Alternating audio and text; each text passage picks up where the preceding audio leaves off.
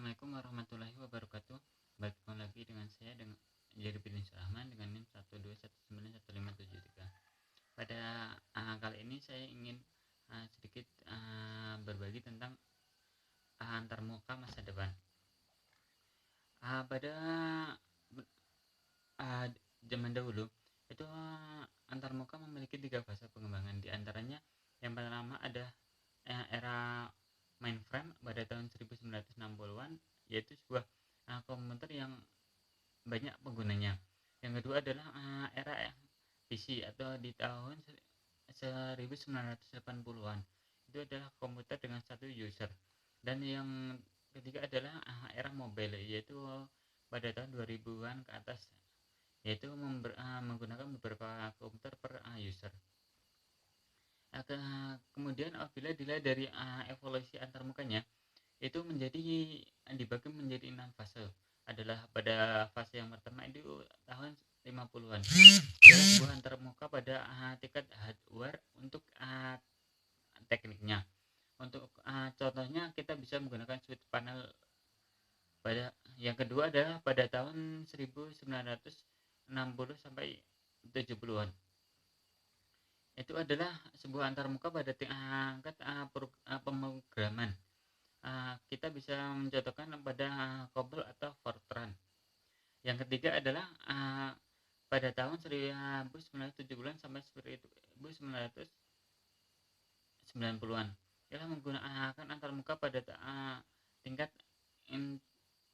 instruksi. Pada tahun 80-an antarmuka itu pada tingkat dialog interaksi, seperti contoh GUI atau multimedia.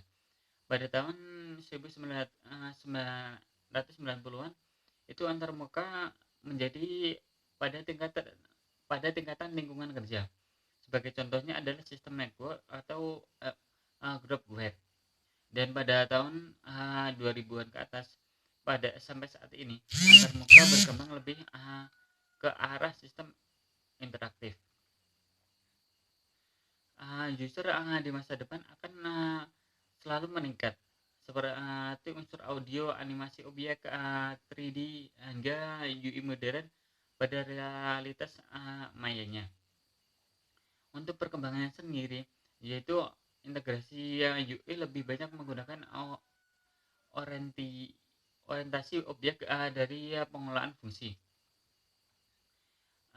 Teknologi di masa depan kita bisa contohkan yang pertama adalah teknologi hologram. Apa itu teknologi hologram?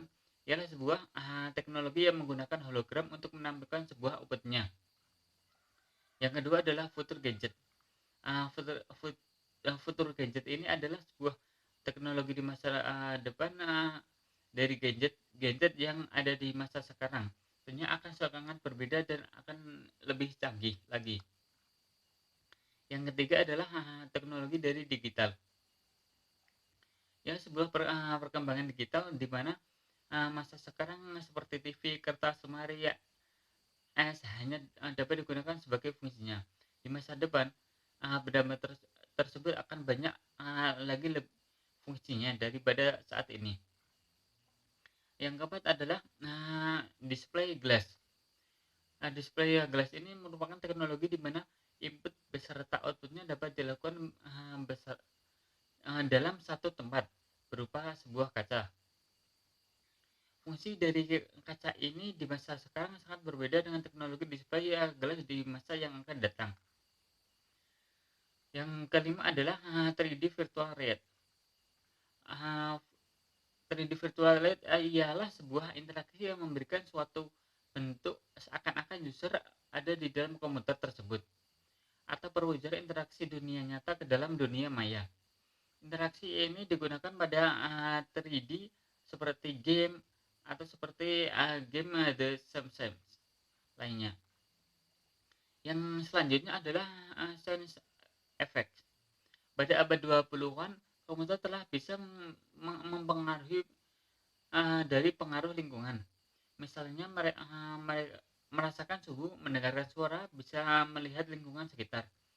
Sistem sound effect begitu membantu manusia dalam aktivitas sehari-hari, sehingga Biasanya digunakan untuk wearable komputer dan aksesorisnya.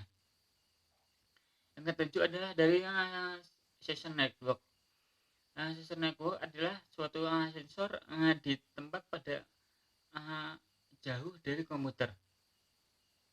Selain itu bisa mendeteksi vision dan sound yang akan di lingkungan di mana sensor itu ditempatkan. Aspek dari perkembangan teknologi jaringan sistem pada sistem wireless dan peralatan yang menggunakan sensor akan sering digunakan untuk pada aktivitas mata-mata. Yang selanjutnya adalah arsitektur multisop WSN. Biasanya melibatkan beberapa jenis pemantauan, pelacakan, dan pengendalian. Untuk lebih spesifikasinya, aplikasi yang termasuk pemantauan habitat, pelacakan objek, dan deteksi kebakaran, deteksi landslide, dan pemantauan lalu lintas. Pada aplikasi WSN ini tersebar di daerah manapun yang dimaksudkan untuk mengumpulkan data melalui node sensor-sensor tersebut. Yang selanjutnya adalah Cibok. Cibok ialah sebuah aspek dari AI atau yang disebut artificial intelligence. Pada perkembangannya, manusia dengan komputer semakin meluas, di mana komputer mini yang dimasukkan ke dalam suatu robot atau chatbot sehingga berfungsi sebagai semestinya. Dan robot ini bisa membantu pekerjaan manusia dalam kehidupan sehari-hari. Yang selanjutnya adalah alat penerjemah bahasa hewan. Para ilmuwan mengembangkan sebuah rencana alat kecerdasan buatan yang digunakan untuk menganalisa suara dan ekspresi hewan untuk diterjemahkan ke bahasa yang dapat dipahami oleh manusia, sehingga akan memudahkan komunikasi antara manusia dan hewan tersebut. Yang 11 adalah embodied interaction. Apa itu embodied interaction? Ya, sebuah input yang hanya dengan sentuhan tangan atau bagian tubuh lainnya tanpa digunakan mouse atau keyboard. Yang ke-12 adalah komputer model pena. Komputer model pena ini disebut dengan PISM yang diambil dari bahasa Rusia. PIS berarti tulisan. Konsep pembuatan PSIM ialah paket komputer pena dengan 5 fungsi.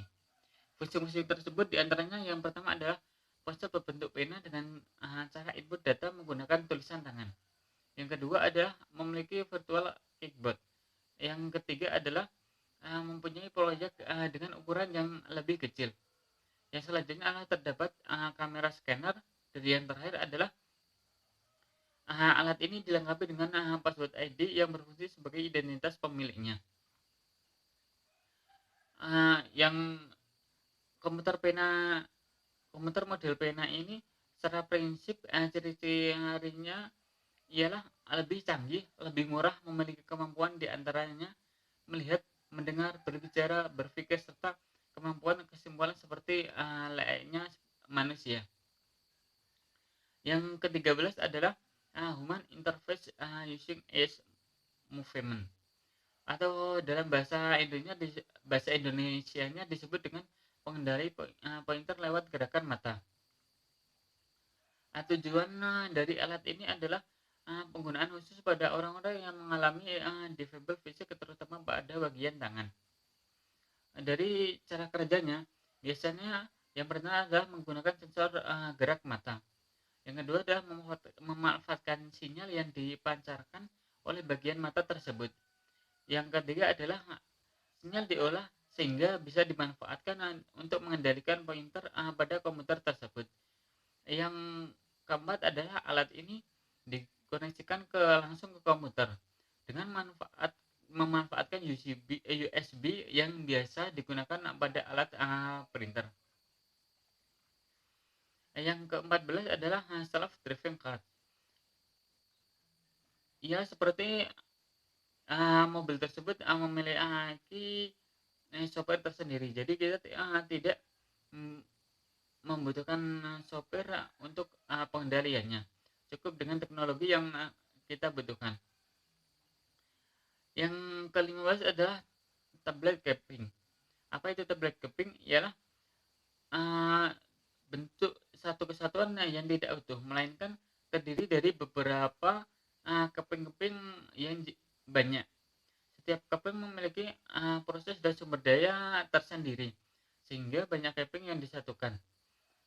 Maka bentuk tablet akan semakin besar dan semakin powerful. Yang 16 adalah laptop atau tablet tenaga surya. Untuk penggunaan dengan tenaga surya, ini biasanya melalui pemasangan panel tenaga surya akan dipasang di sekeliling bagian badan dari perangkat tersebut, sehingga panas dari pemancaran sinar matahari itu akan dikumpulkan menjadi sebuah tenaga listrik untuk proses teknologi tersebut. Sekian yang bisa saya sampaikan. Semoga dapat bermanfaat. Kurang lebihnya mohon maaf. Wabillahi taufiq wal hidayah. Wassalamualaikum warahmatullahi wabarakatuh.